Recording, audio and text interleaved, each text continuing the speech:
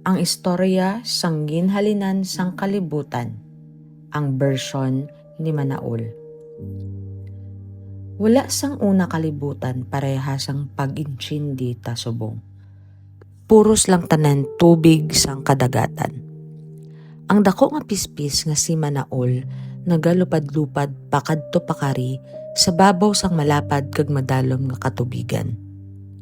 Naakig na gid sa kay wala na sa may nakita nga lugar nga pwede hugpaan. Amo nga si Manaul nangayo bulig sa pinakataas nga Ginoo. Pero si Kaptan kag si Magawayan pareha nagaangkon nga mas superior sila sa isa kag isa. Si Kaptan bilang Diyos sang kadagatan kag si Magawayan bilang Diyos sang kadutaan. Wala may mapaiway sa ilang duwa.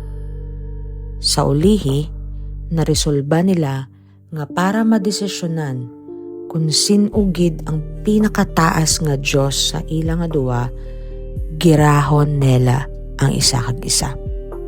Kung sinong madaog, amo na ang kilalahon nga pinakataas nga Diyos.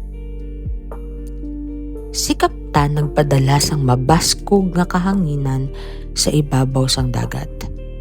Tungod sini, nagsalalaka ang mga balod nga daw bukid na kataason. Kag ang kalibutan nga puno sang tubig nagkurog tungod sa perti kabaskog nga bagyo. Sa piyak nga bahin, si Magawayan nagtawag sa mga ipo-ipo sa ibabaw nga ginhaboy pabalik ang mga perti katag-as nga balod pakadto sa duta. Ang gyera nagpadayon pila ka tuig nga wala gid sang may nagdaog sa ila. Si Manaul nga nagalantaw sang inaway nila sa iya trono sa ibabaw sang langit, nagpadala sang duwa ka emisaryo, si Kanaway kag si Amihan, para hambalon sila nga untaton na ang ila away. Pero ang mga mensahero nagbalik kag nanugid nga wala ni isa sa duwa ka Diyos ang namati kay Manaul kag sige gihapon sila sang ila tinuig na nga away. Ginkapoy na si Manaul magtulok sang kagamo. Amo nga naglupad sa pakadto sa mataas nga bukid nga kung magtulok ko sa idalom makita mo na ang dagat. Diri ginpangtipon ni Manaul ang mga dalagko kaayo nga mga bato. Ini nga mga bato ginpangdagdagya sa nagailinaway nga mga Diyos. Ini klase nga pagbalos nagpauntat sang ila inaway kag sa kadugayon, ini nga mga dalagko nga mga bato naging mga nagkalain-lain nga isla nga nagporma sang arkipelago sang Pilipinas.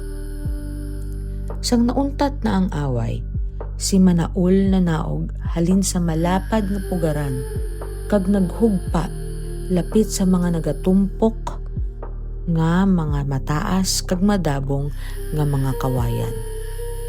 Sa sulod sang ini nga mga tinumpok, may nagwa nga tingog nga nagpagpakitluoy kay Manaul nga abrihan ang mga buko sang kawayan tungod kay ara sa sulod gusto nga buligan sa magpadayon sang kahilwayan kag padamuon ang iya mga ginadumalahan.